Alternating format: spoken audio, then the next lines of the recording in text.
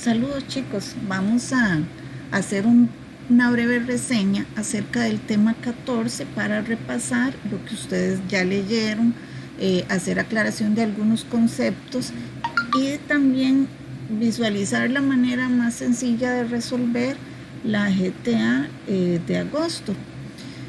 El tema 14, que es el que corresponde, es una de las partes, ¿verdad?, de la GTA de agosto. Ya los otros los resolvimos, es la última parte. Inicia en la página 200. Cuando nosotros hablamos de especiación, no es otra cosa más que el proceso de formación de nuevas especies. Obviamente que esto es a partir de una especie original.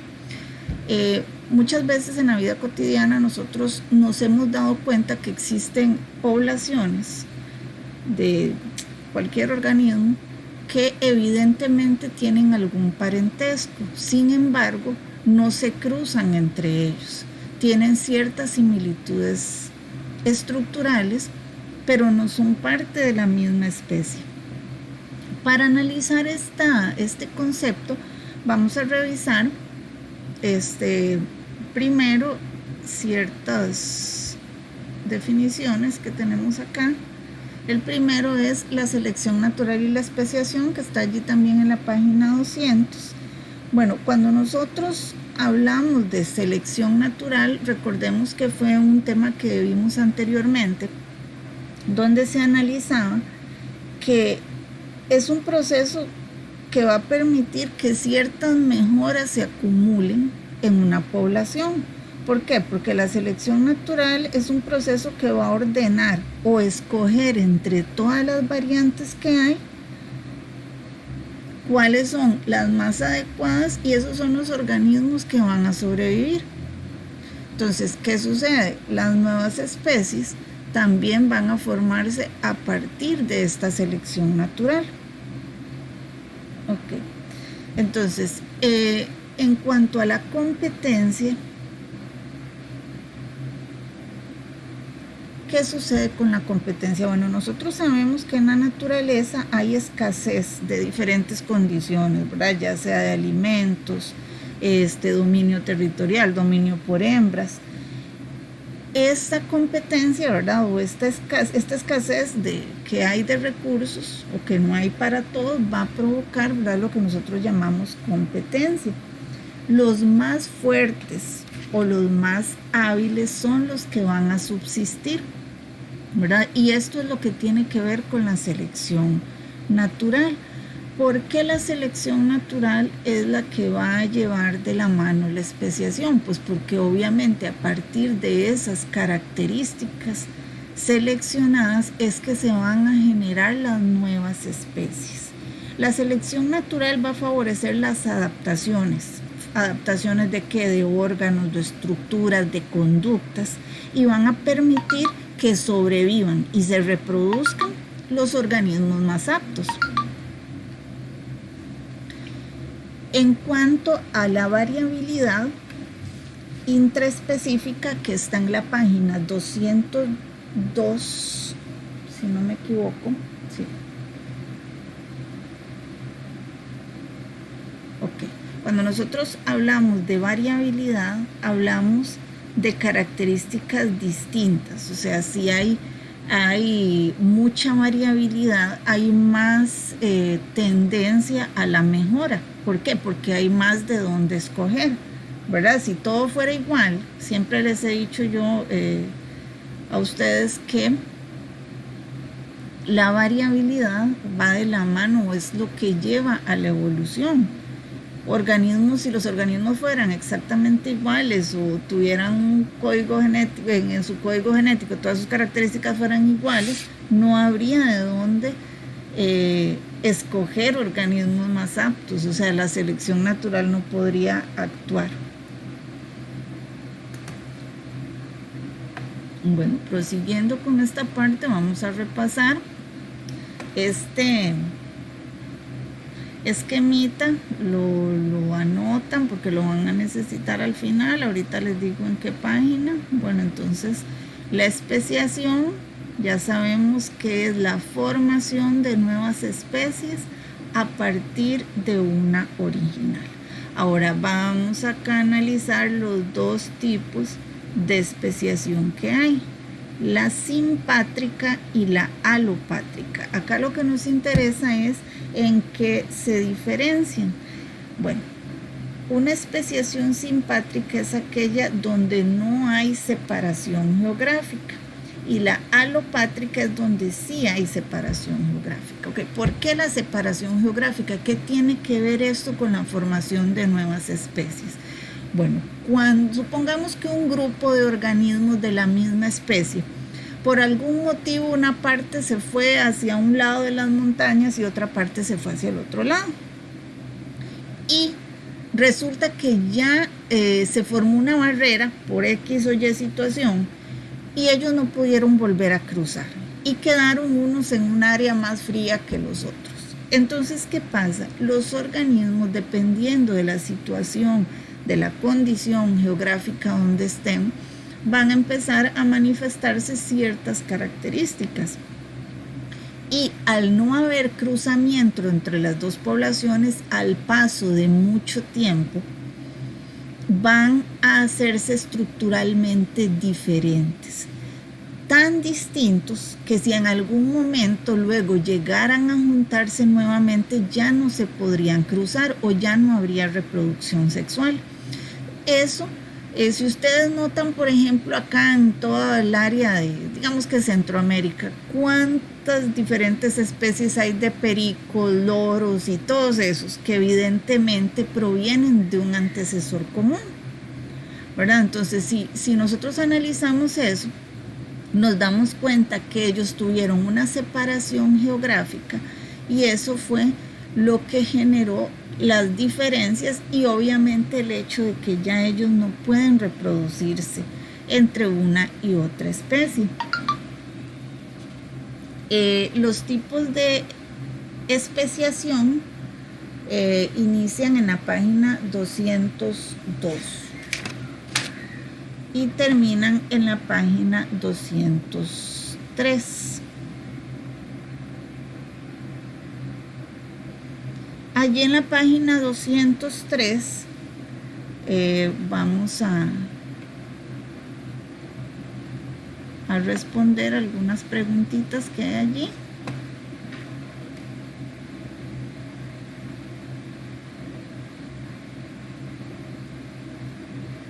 En la página 203, primero nos pregunta que en términos biológicos, ¿qué se entiende por especie?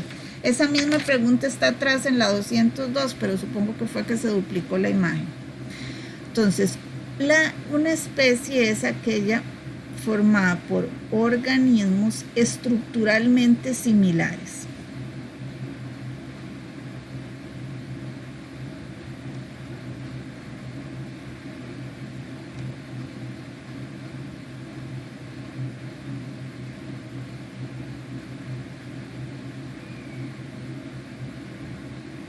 Capaces de cruzarse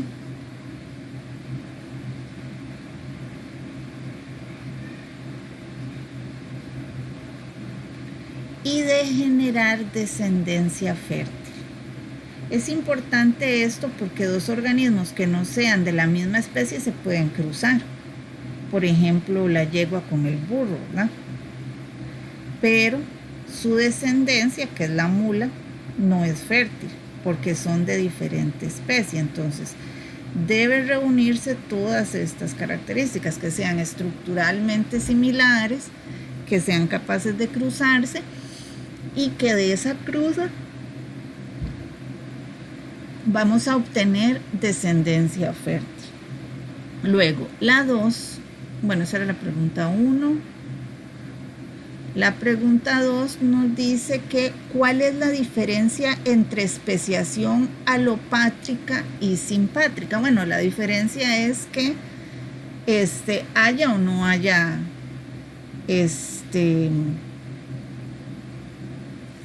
aislamiento geográfico, separación geográfica, ¿verdad?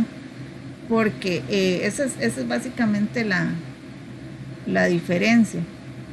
Entonces, en la alopátrica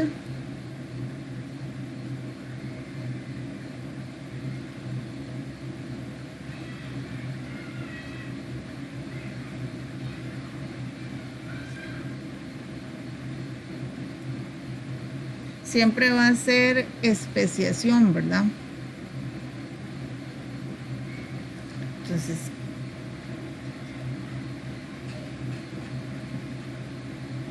sin aislamiento o separación geográfica.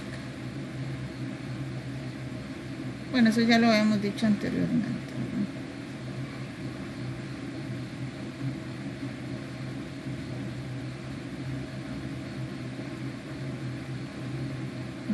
Estas son dos preguntas sencillitas que están ahí en la página 203. Recuerden que, bueno, este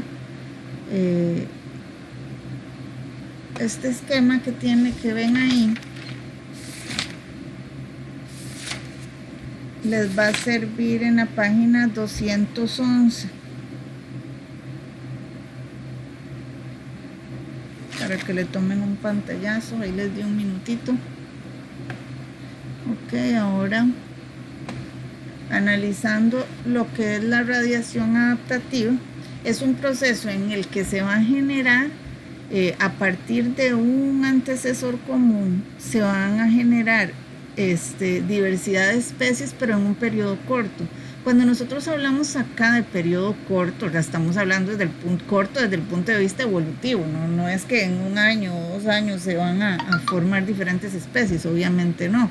Estamos hablando de un periodo corto geológico, ¿verdad? Geológicamente hablando. Entonces, esto se ha dado en casos, por ejemplo, el murciélago es un caso muy claro de radiación adaptativa, porque si ustedes revisan la gran cantidad de especies de murciélagos que hay actualmente, ¿verdad? Y que hay insectívoros, hay otros que son frugívoros, hay otros que solamente se alimentan de polen, otros de peces, o sea, hay una gran variedad de murciélagos y ellos todos pues obviamente proceden de un antecesor común, y toda esa gran cantidad de organismos, esa diversidad, tal vez no tanto por la cantidad sino por la diversidad, proceden de un organismo que ni siquiera volaba, o sea, el antecesor no era volador. Entonces, el hecho de que ellos puedan explotar todos los recursos de esta manera ha hecho pues que se haga más grande la cantidad de especies de murciélagos.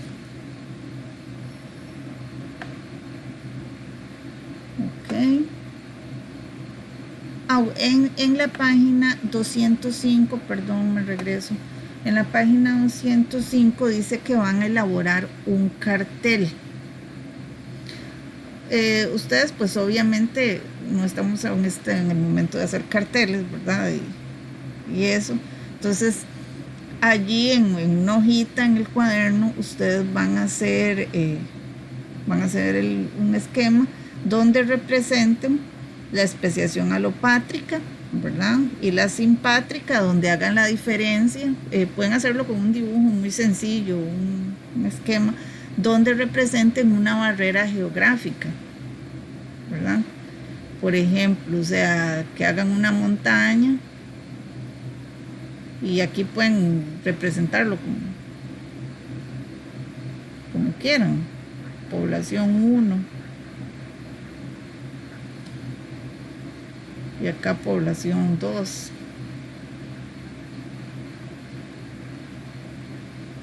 ¿Verdad? Entonces, que ustedes representen la barrera geográfica y de esa manera les queda más claro cuál es la diferencia entre la especiación alopátrica y la simpátrica.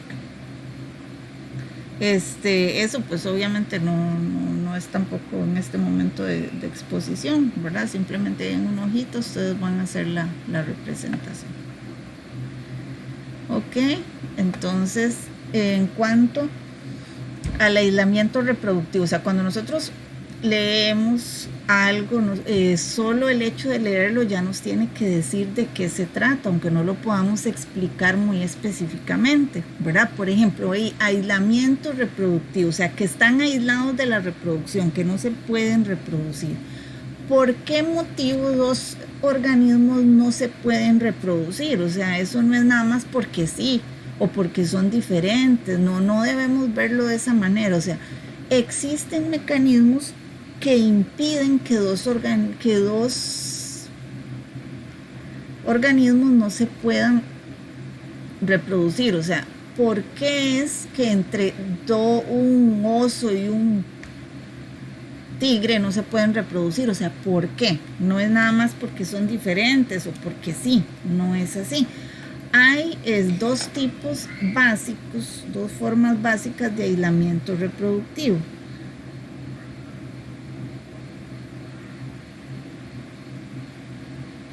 Puede ser presigótico, pre significa antes de, y posigótico. Pos significa después de. ¿Y qué es un cigoto? Pues lo que se forma cuando se unen las células sexuales, ¿verdad? Ese es un cigoto.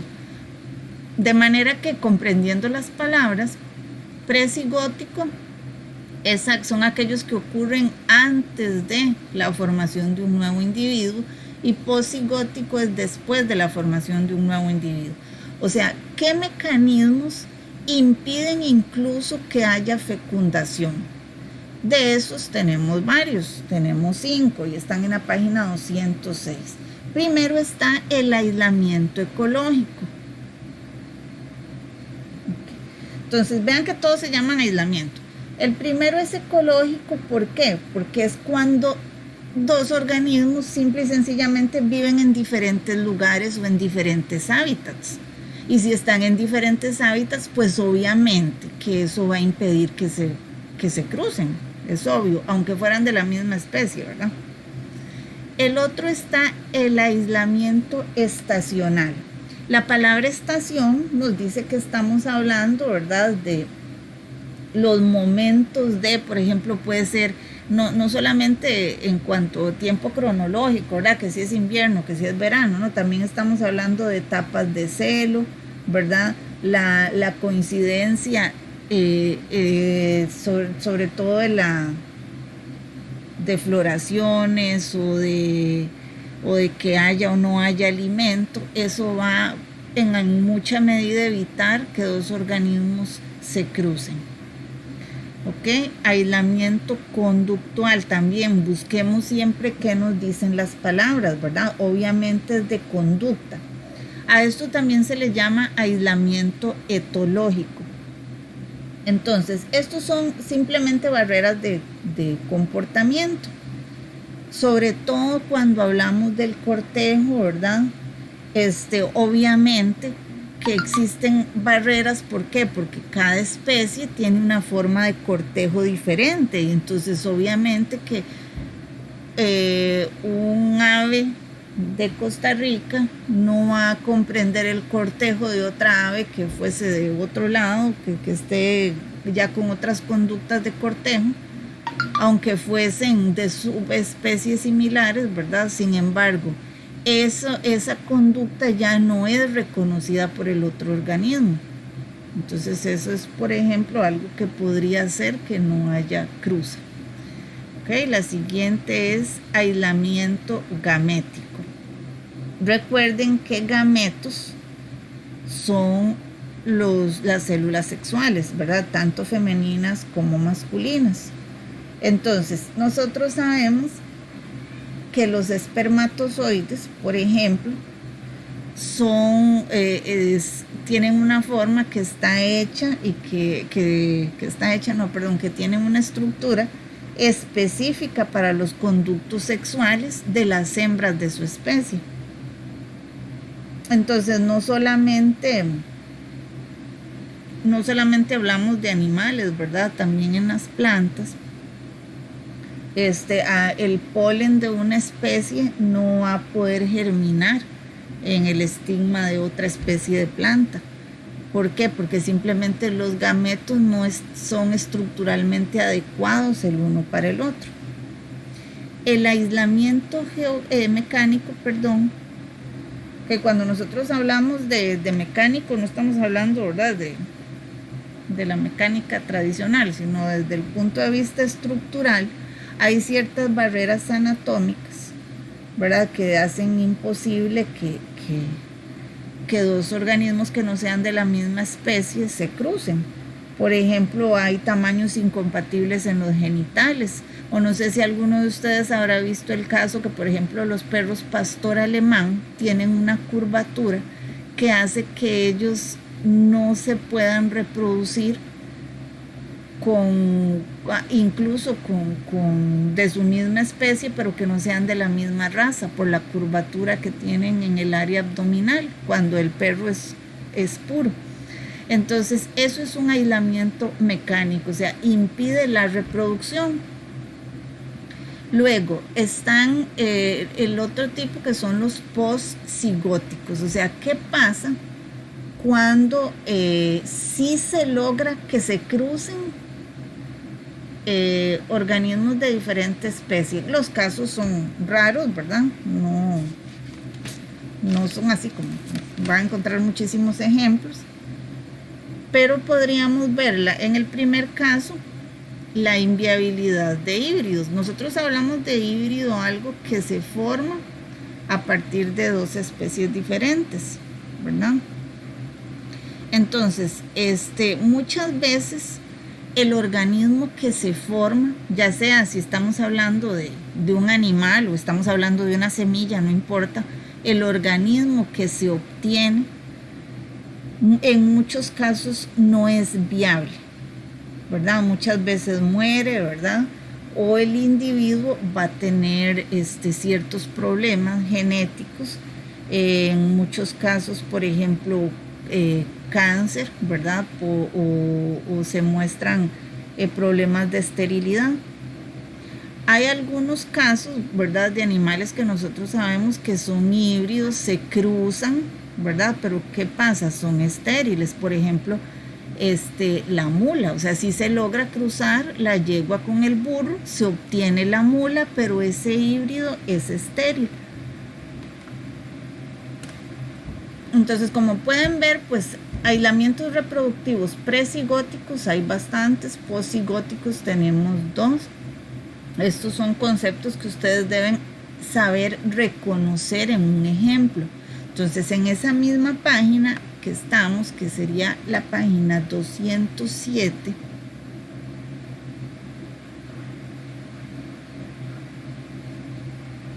vamos a analizar los ejemplos que están ahí y nos piden que indiquemos qué tipo de aislamiento reproductivo se está analizando ahí. El primero dice que un jaguar que intenta aparearse con un coyote. Bueno, si nosotros hilamos muy fino, ahí hay de todo tipo de aislamiento, ¿verdad? Supongamos que no hay ecológico porque estuvieran en el mismo lugar, pero obviamente que hay aislamiento conductual,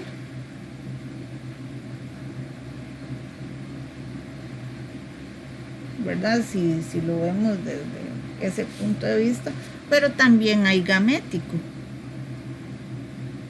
porque sus gametos no son estructuralmente, no están hechos para unirse. En el B nos dice 2 poblaciones de mosquitos que una habita en la costa y otra en una cordillera. Pues obviamente que es ecológico, es aislamiento ecológico. ¿Por qué? Porque viven en zonas diferentes, entonces no hay manera ni siquiera de que se lleguen a encontrar. La C dice 2 poblaciones de aves que presentan bailes de cortejo diferentes, pues es conductual.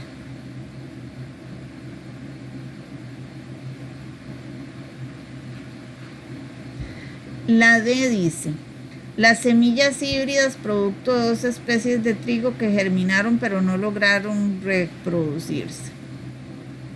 Eso es la inviabilidad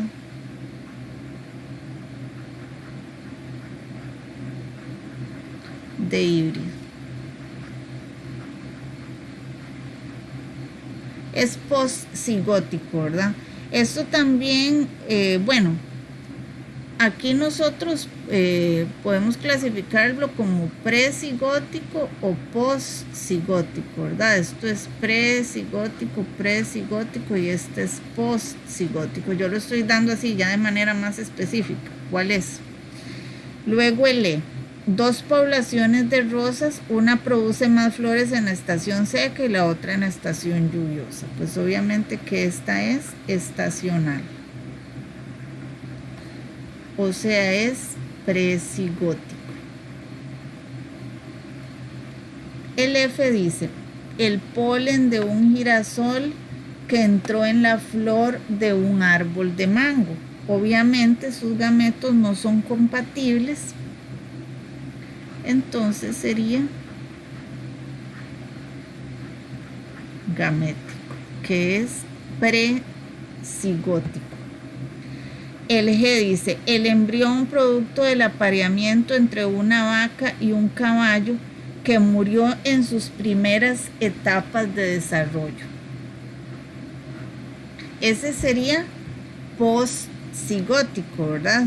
Que sería del tipo de inviabilidad de híbridos. Ese sería postcigótico.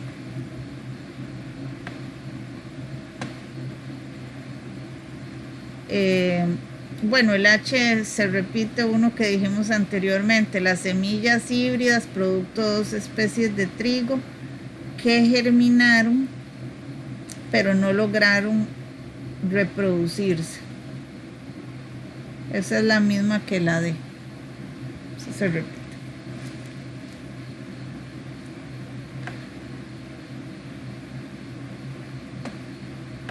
Bueno, ahora vamos a hablar un poquito del desplazamiento genético. Hay ciertos sucesos que favorecen que haya variabilidad. Cuando nosotros hablamos de variabilidad, hablamos de que hay ingreso a una población por X o Y motivos, o hay cambios en su acervo genético o en su material genético. Uno de ese factor, pues básicamente el más importante es el que nosotros le llamamos desplazamiento genético. Al desplazamiento genético también ustedes lo van a encontrar con el nombre de deriva genética, es lo mismo, por si lo ven con este nombre.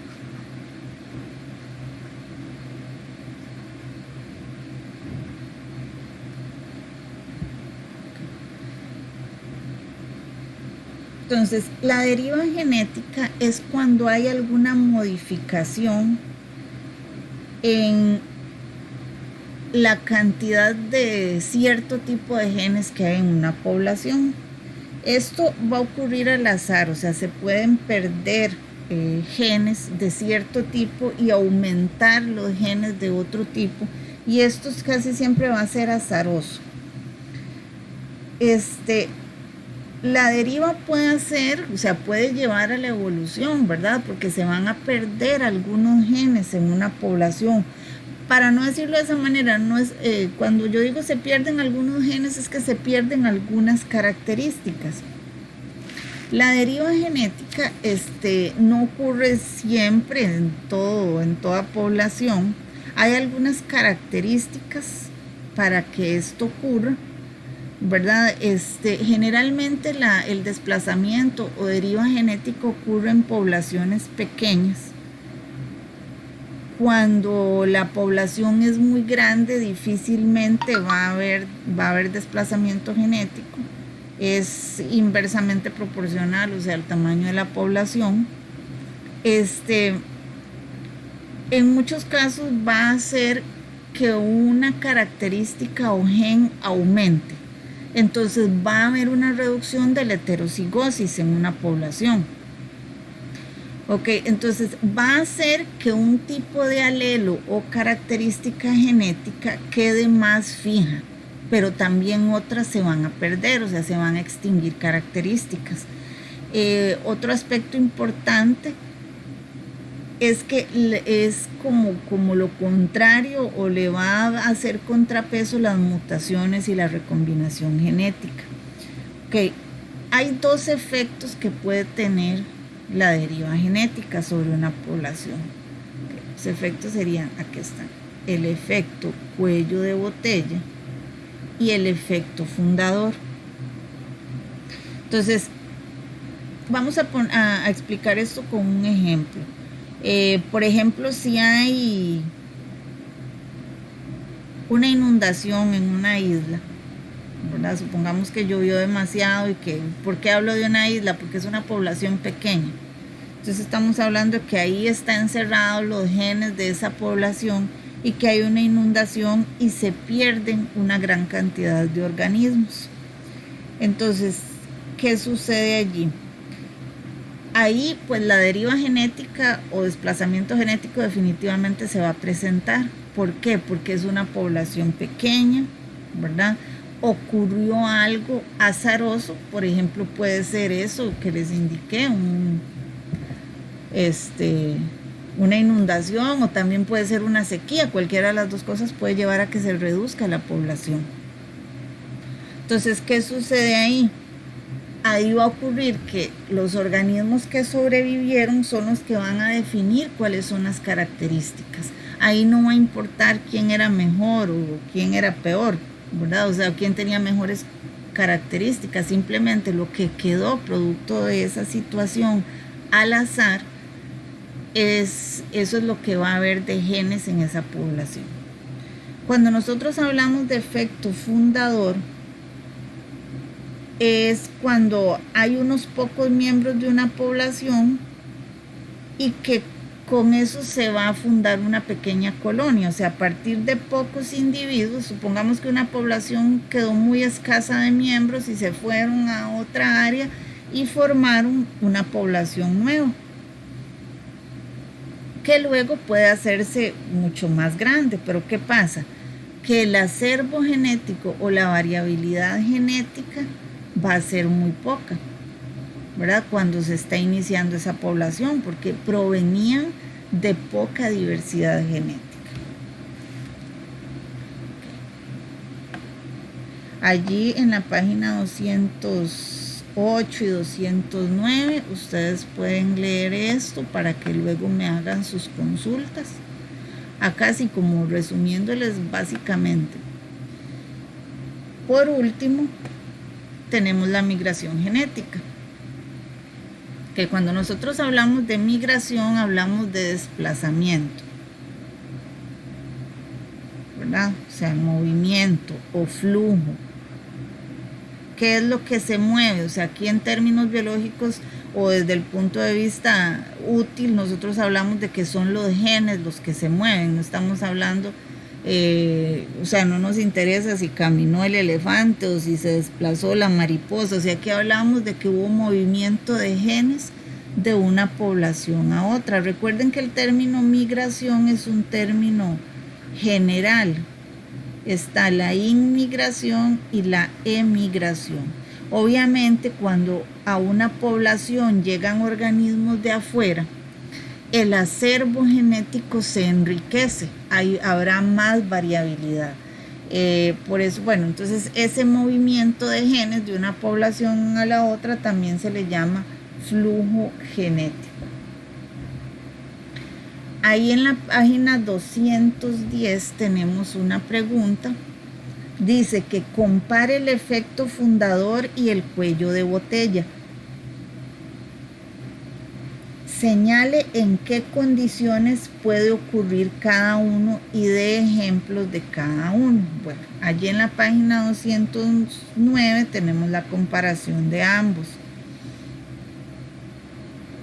Para que respondan, que hagan su pequeño resumen, ¿verdad? De los dos. Allí está, ya está hecho en la página 209 la respuesta para esa pregunta.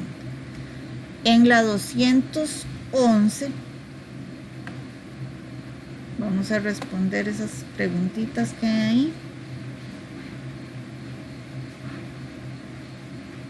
Vamos a revisarlas. Nos dice la primera que ¿qué es la selección natural? Ahí simplemente nos piden la definición que ustedes se encuentran en la página, ya les voy a decir, para que no se pierdan.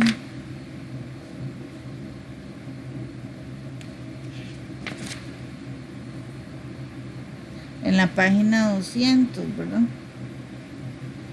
Allí está la selección natural.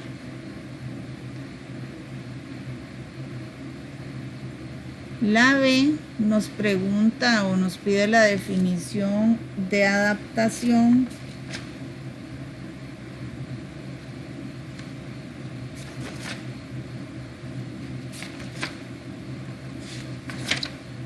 Bueno, para adaptación no les puedo decir dónde está porque creo que no está ahí. Pero recuerden que una adaptación o las adaptaciones son cambios estructurales que tienen los organismos y que aparecen solventando necesidades externas.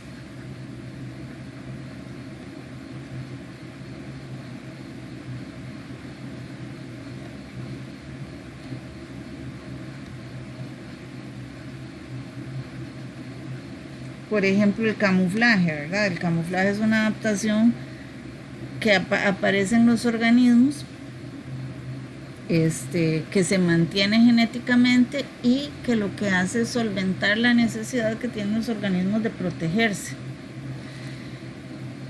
La C dice, explique la relación entre adaptación, selección natural y evolución. Bueno, eso fue lo que les explicaba al principio, en las primeras, al puro principio, en la página 200 que analizamos, en sí lo que es la especiación, cómo eso lleva a la selección natural y cómo eso lleva a la competencia y cómo los organismos se adaptan. Vamos a tratar de resumirlo de una forma sencilla.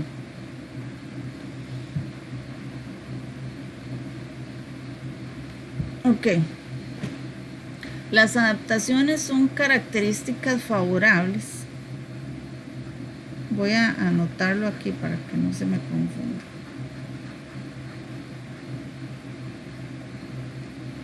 Ya sabemos que las adaptaciones son características favorables ya que solventan las necesidades de los organismos.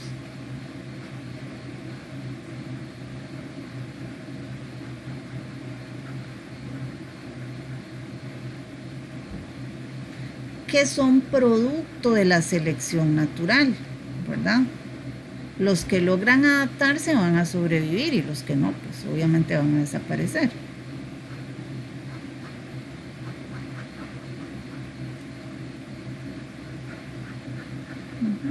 Y estos son los organismos que van a mantenerse para que su población evolucione, ¿verdad?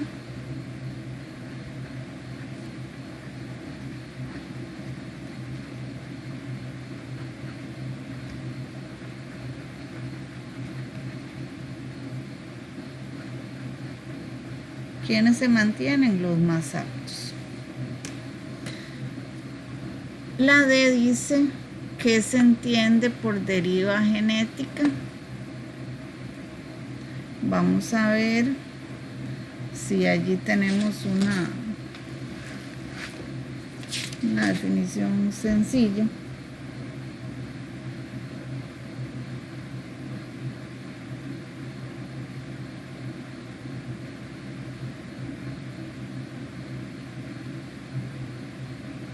Ok, vamos a indicarles.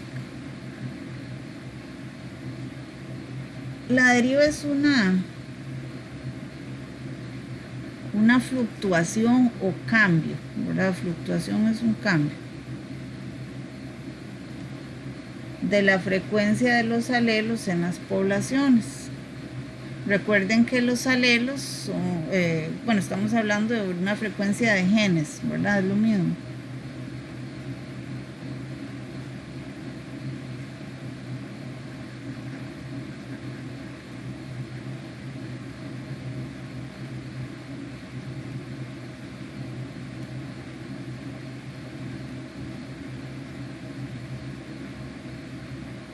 Eso sería básicamente. Luego nos preguntan ¿Qué es migración genética y qué otro nombre recibe? Bueno, la migración genética es el movimiento de genes de una población a otra, ¿verdad?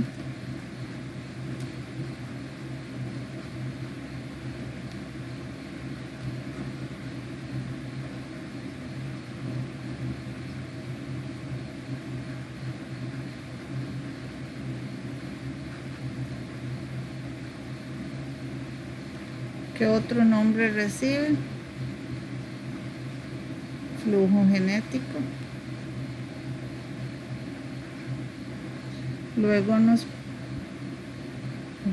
dice que citemos 5 características en el cuaderno de la deriva genética. En la página 209 están las 5 características hasta arriba, para que las lean, las revisen, ahí están. Dice que las características de la deriva genética son las siguientes, allí en la página 209. Por último, ya para finalizar esta revisión,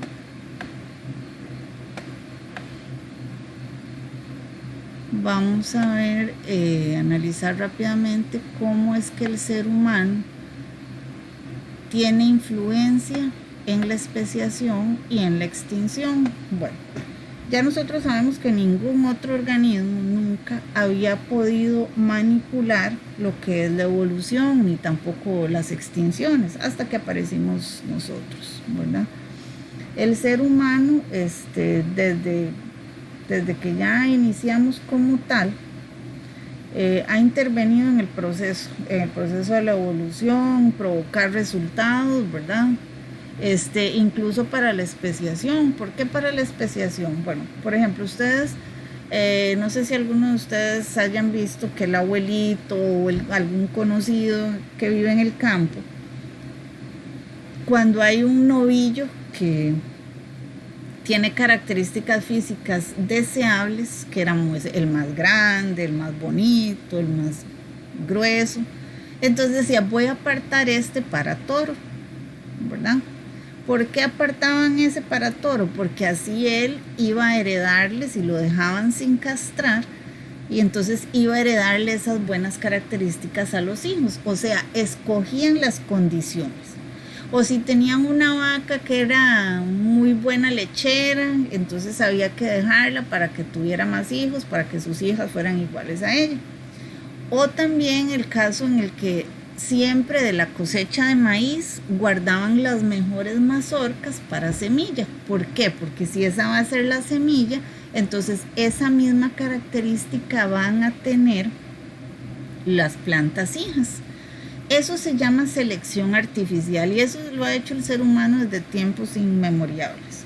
Entonces, cuando nosotros seleccionamos lo que queremos que se reproduzca, estamos interviniendo en el patrón evolutivo, ¿verdad? La selección natural, pues ahí ya no hay selección natural, ahí es selección artificial porque nosotros estamos interviniendo. Ok, ahí en la página 212, hasta abajo nos pregunta que cuáles son los beneficios que se obtienen con la selección artificial, con la especiación por selección artificial.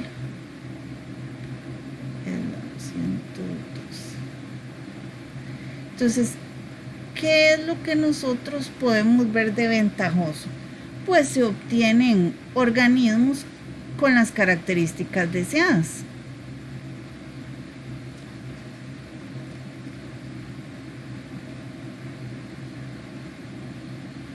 Esas características deseadas casi siempre es en términos productivos. O sea, el abuelo quería que todos los hijos del toro fueran como el toro porque iba a dar más carne, ¿verdad? O si son los hijos de esa vaca es porque van a dar más leche, ¿verdad? Entonces eso casi siempre es para lograr una mayor producción. Igual con las plantas, eligen las mejores plantas para que las siguientes tengan una mejor producción. De eso se trata. Ese es el motivo o beneficio. Ahora, ¿todo es bueno? No, obviamente que no todo es bueno. El ser humano ha hecho desastres con estar interviniendo, ¿verdad? Ustedes saben cómo intervenimos nosotros en agricultura y ganadería, ¿verdad? Eso implica una gran destrucción de hábitats para las tierras, para las cosechas o para los potreros. En la piscicultura, ¿verdad? Cuando empiezan a excavar para hacer piscinas para cultivo de tilapia, por ejemplo, están interviniendo y están haciendo destrucción de ecosistemas. Todo esto implica muchas cosas, ¿verdad? Desde el transporte, todos los proyectos industriales. Todo esto va a generar que la intervención humana vaya más allá de las potestades, ¿verdad? Porque ustedes saben que en este momento ya se ha descontrolado a nivel generalizado la intervención humana. En la página 214 tenemos las últimas actividades.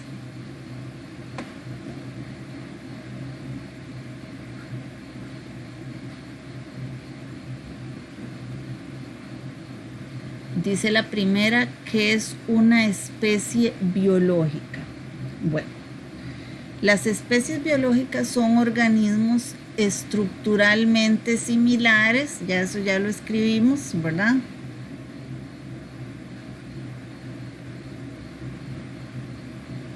Capaces de cruzarse y de producir descendencia fértil. Ya ese conceptillo lo analizamos y lo escribimos como tal.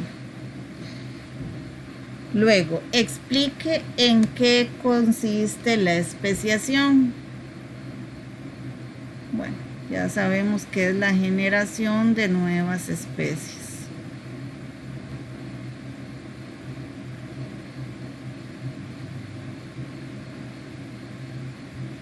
¿A partir de qué? Pues a partir de un antecesor común u original. ¿De qué manera se produce si dos poblaciones de una especie quedan geográficamente? Bueno, creo que esa, la pregunta número 3 está mal.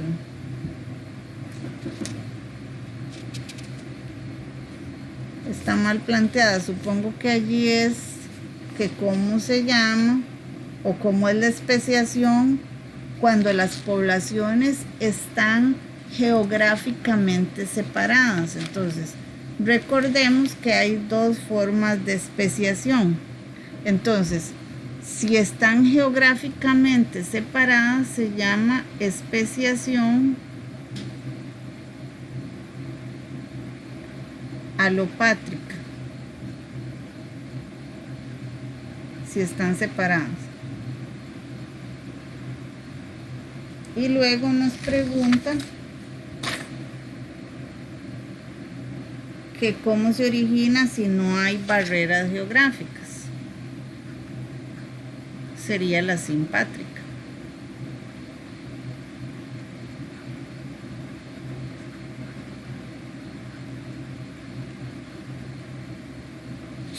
La pregunta 4 dice, ¿cómo se origina? Ah, no, esa era la 4, perdón. La 5 dice que analice la información y responda. Entonces, ustedes pueden ver ahí que tenemos un esquema donde nos muestra que acá está el primate original, luego está el orangután,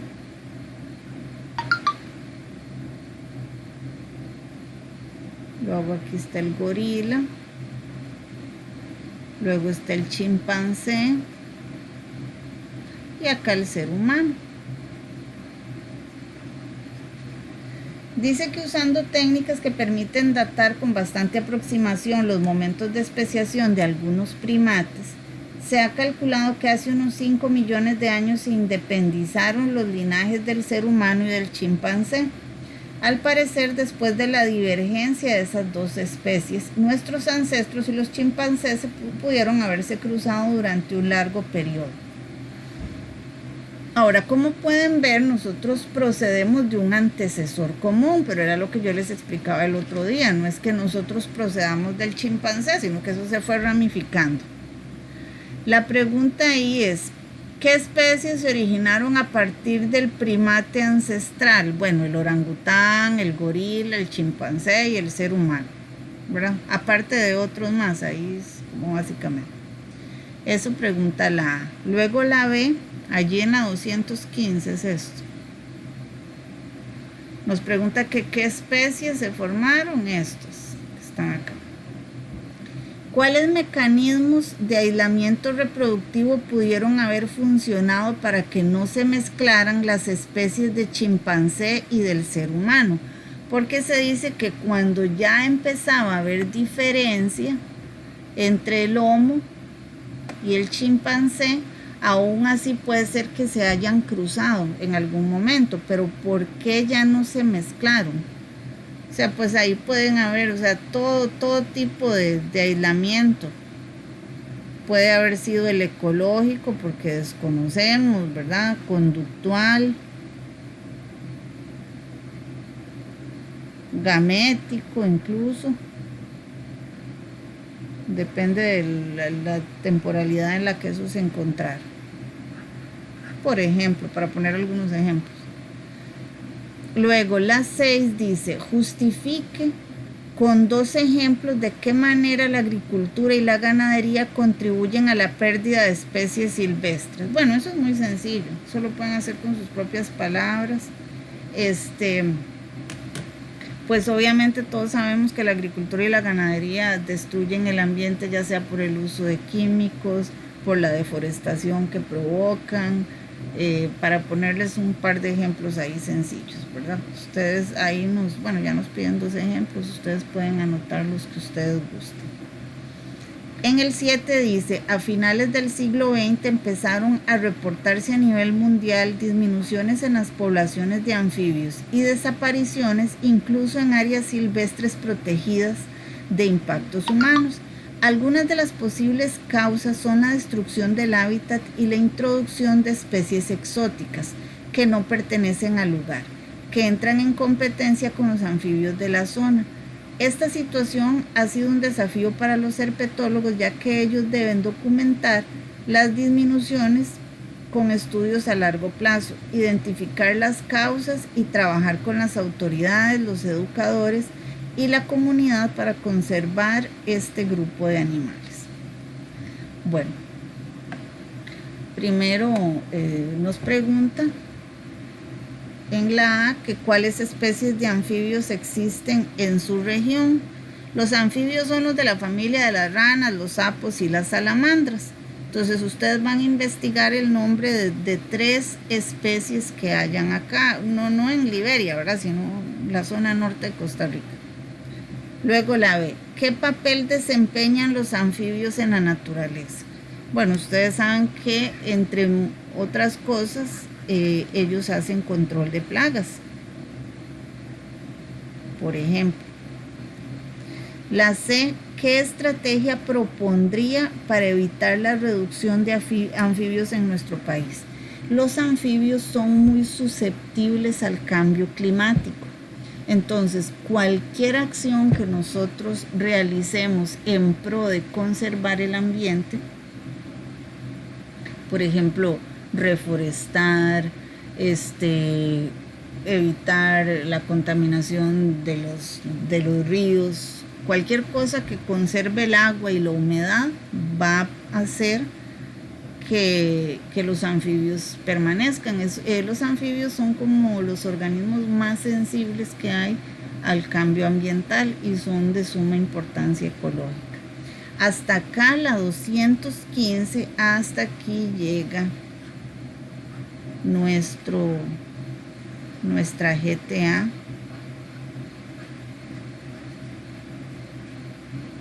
Donde dice trabajo extraclase no lo tienen que hacer, eso lo voy a dejar para el caso en que alguno después no tuviera aprobada su materia, esa parte la van a hacer extra, ¿verdad? Entonces hasta acá llegaríamos. Esta sería la conclusión de nuestra GTA. Recuerden que si tienen alguna consulta estamos para servirles. Nos vemos en la clase presencial.